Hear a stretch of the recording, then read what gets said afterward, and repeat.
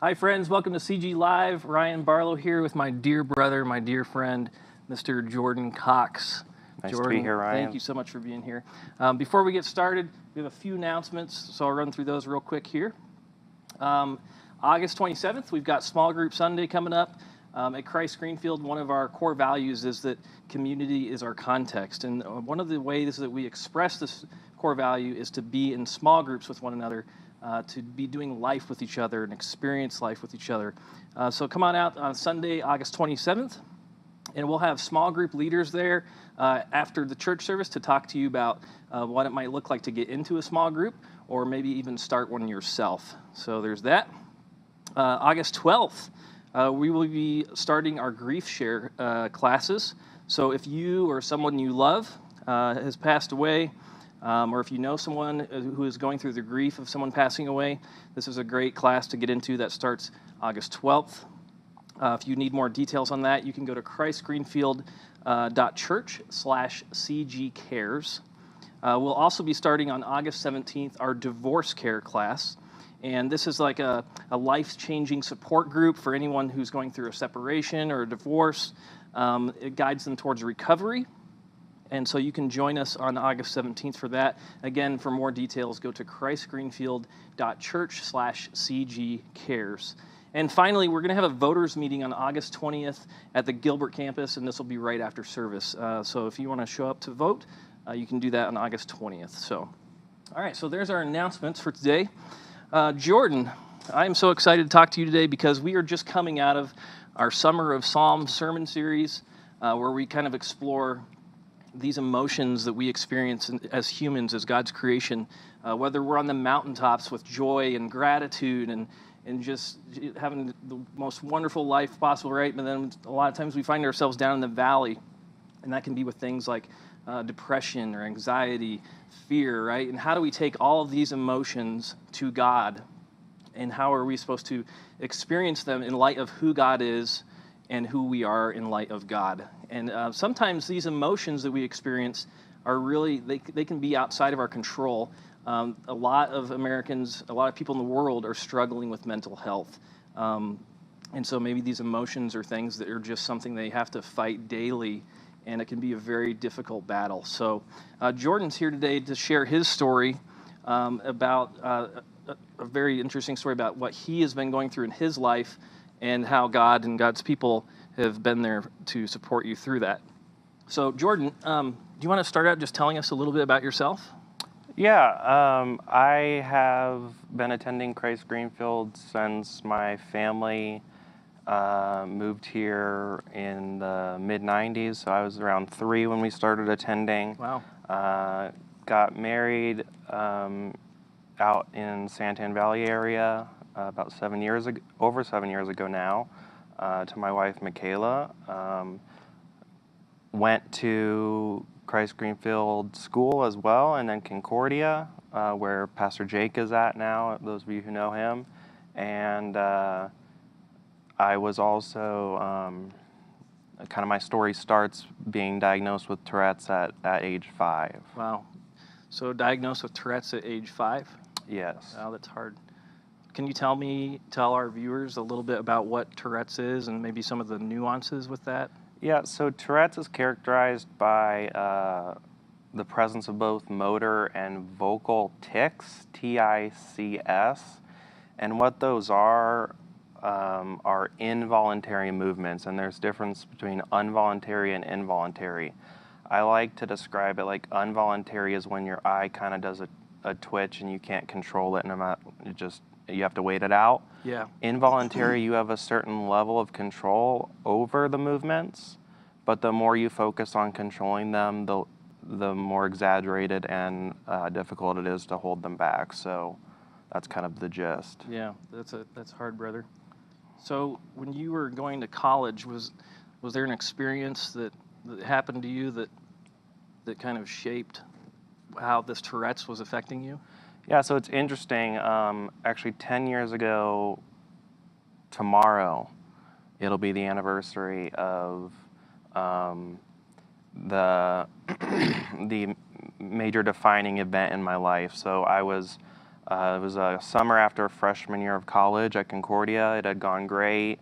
My older brother and his wife, they were newly married, and we decided to kind of caravan to Austin together as they were on their way to St. Louis for him to become a pastor at the seminary. As we reached New Mexico,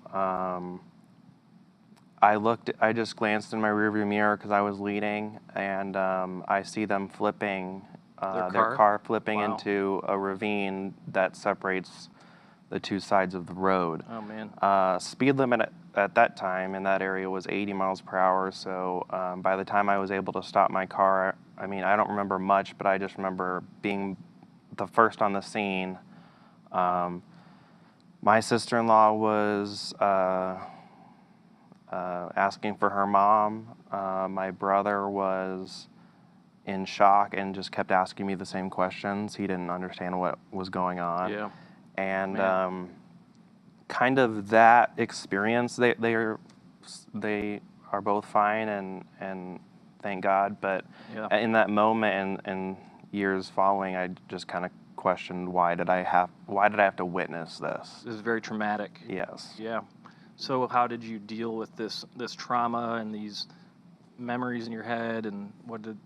So it was college, which is kind of a bad environment to be dealing with these things, with kind of the things that are encouraged regardless of where you go to school. But I did start self-medicating, which I am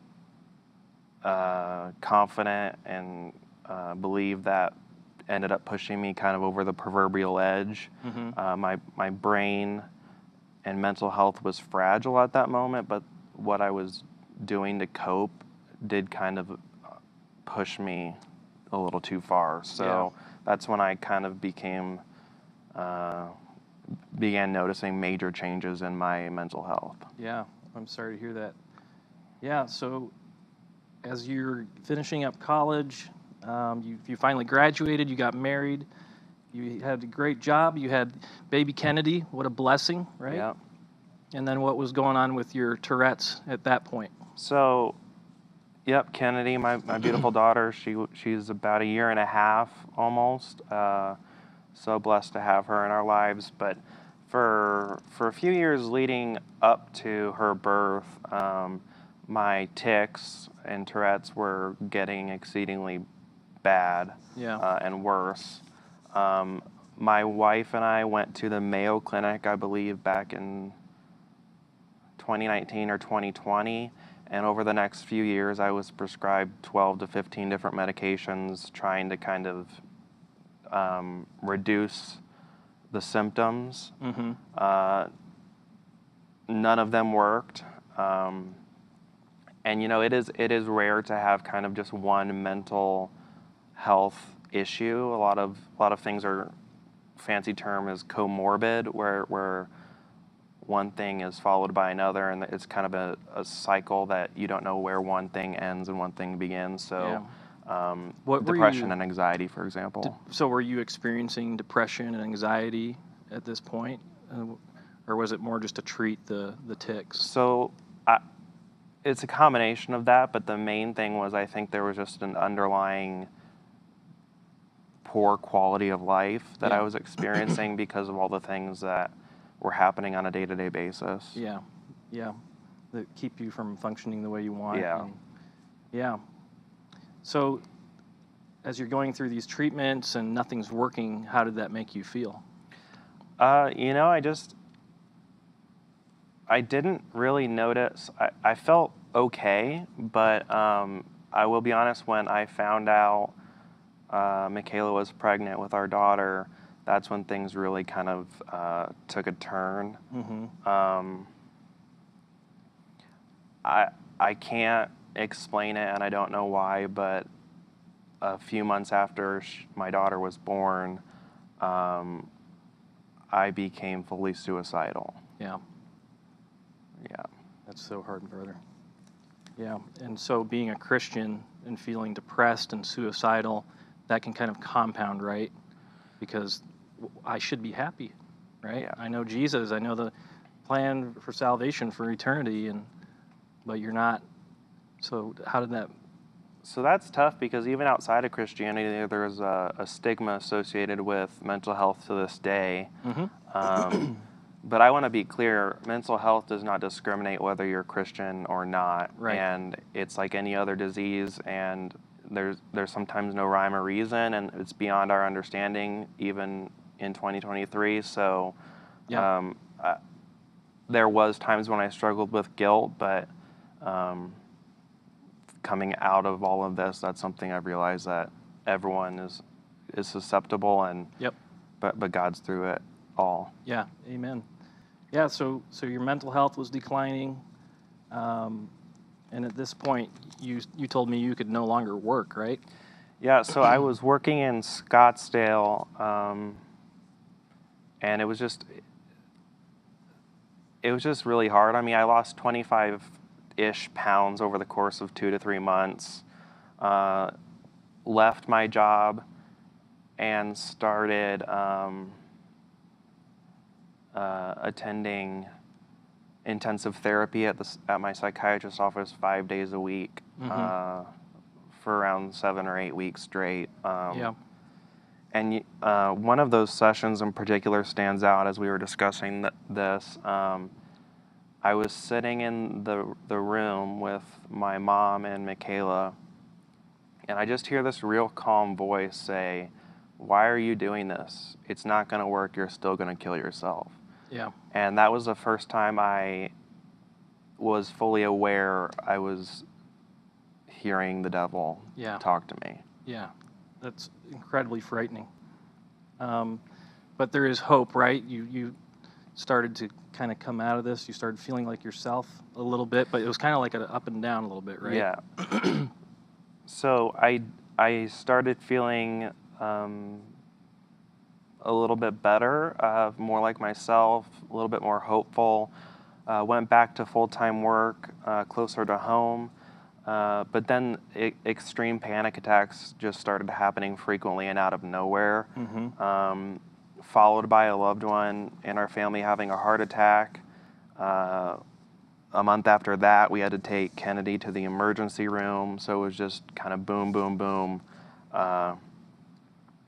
overwhelming set of situations. Yeah. And then in December of last year, 2022, the depression just kind of took off.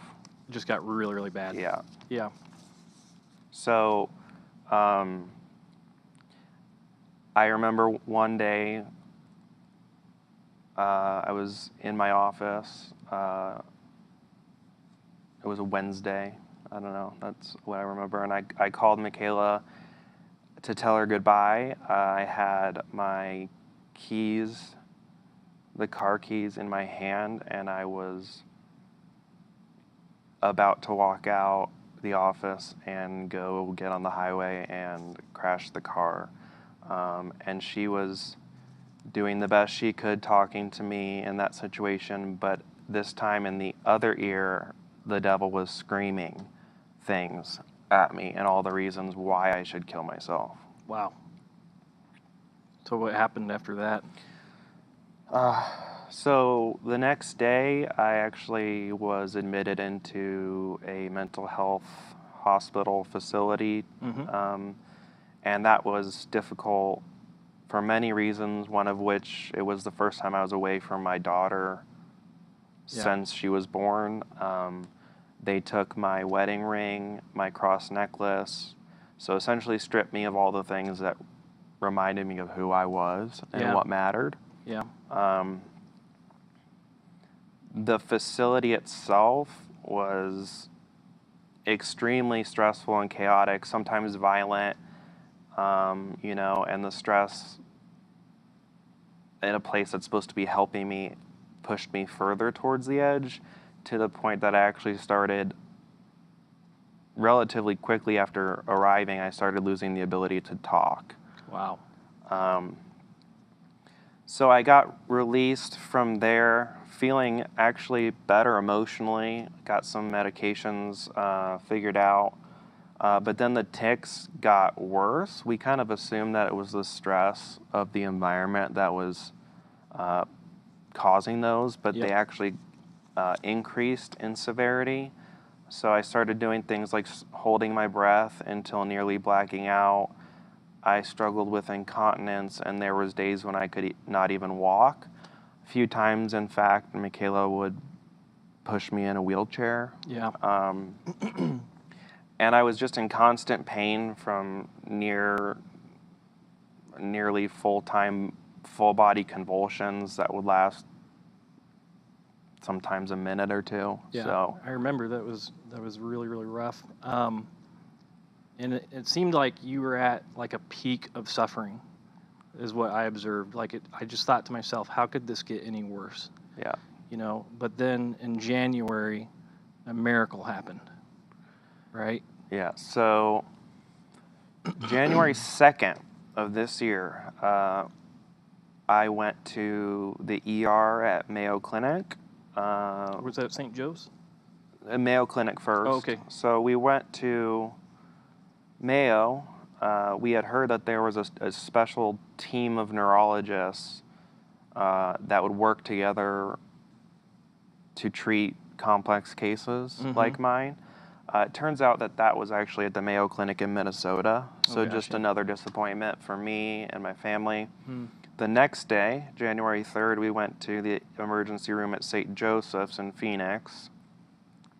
And I think this is the miracle you're referring to. One of their neurologists was actually working the emergency room that evening and helped us get an appointment at Barrow Neurological Institute, which is part of that institution, Yeah. 2 weeks later. And the miracle in it is that they weren't accepting new patients at the time. To me, that didn't matter, right? I didn't realize it as a miracle at the time. I was just like, I don't even know if I'll make it 2 weeks. Right. So that was actually a frustrating bit as well. But looking back, obviously, God was taking care of me. But in the moment, you're maybe questioning, why is this happening to me? And Yeah. God, why aren't you fixing this? Why are you allowing this to happen to me and my family? Yeah, with Maybe a some newborn. anger yeah. Yeah, so, and then I remember just feeling like I can't do anything right now. I have to spend the next 2 weeks waiting, and I practically couldn't leave my bed. Right. So then the anger came. I had spent the last year and a half, 2 years listening consistently to worship songs and just trying to work through these things. At this point, those things just kind of ticked me off. Like, I didn't want anything to do with them. I wanted less God, Yeah. less Bible verses sent to me, Yeah. that kind of stuff. Just in a dark space. Yeah. Yeah, so just to kind of summarize, you see this traumatic event happening to people that you love, that you're close to, and this causes you to self-medicate, which kind of like opens the doors to some underlying mental health issues, and the treatments aren't effective, and just going from doctor to doctor to treatment, and nothing seems to be working, and now you're finally getting into Barrow with this neurologist, and it's this miracle of, because anybody who's sought out mental health help from a professional, there's usually a waiting list. There's a shortage of mental health professionals, and we'll talk about that in a minute too. But all of this is going on in your life, and you're hearing the voice of the devil. What things can you share that gave you hope? So, all my life I had prayed to hear from God in a tangible way, and it was during these last 2 years where I actually did. We don't have time to get into those stories in detail, but yes, I was hearing from the devil, but I was also hearing very clear messages from God, not audible or anything like that, but just incredible messages of just one day at a time, 1 hour at a time, one breath at a time. And God was constantly putting people in front of me, family and friends like yourself, which I believe are one of life's greatest gifts. There were so many people, and I don't even know most of them throughout the country and whatnot, but that were praying for me when I didn't want to be praying. Yeah. So people interceding for me on my behalf when I just would rather not even consider God. Yeah. Yeah. I remember just feeling like the response from the community to care for you and pray for you, and it was just incredible and amazing. And having people come and lay hands on you and pray for you, I just was amazed by how much love people had for you and your family, and I was so grateful to God that there were people in your life to do that. Because I couldn't imagine somebody going through what you were going through without Jesus and his people in their life, to have to do that alone. Definitely. Very, very difficult. So you're going through a lot, you're struggling a lot, but you're learning a lot. What maybe are some things that you can focus on that would be like the good, like in all of this going on? What were some of the more of the good things that were happening? So believe it or not, I would say there's more good than bad. Well, Wonderful. Yeah. In all of this, I'm a very emotionally driven person, but I learned that while feelings do have their place, feelings are feelings, God is God, right? Amen. So we have to trust God above our feelings sometimes. That's so good. That's not to say that we can't experience them. Yep. They're not bad inherently, negative feelings. And this is one of the things that I can point to is John 11:35, which is known as the shortest verse in the Bible. Jesus wept. Yeah. He was fully human and fully God. Yep. As we know, he knew what was going to happen within the next few minutes, but he still allowed himself the time he needed to grieve the loss of Lazarus. So Yeah.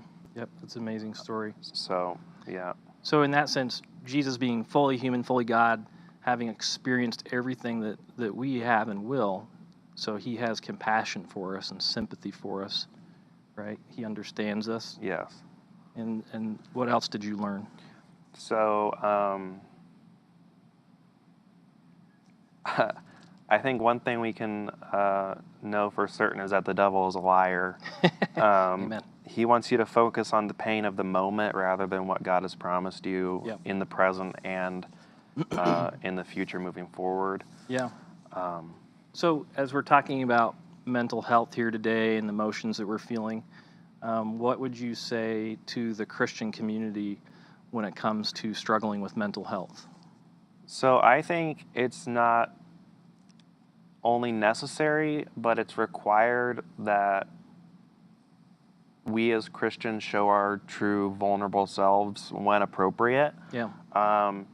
If we constantly have this buttoned up persona to fellow Christians and non-believers, or as we call them, pre-Christians, I believe,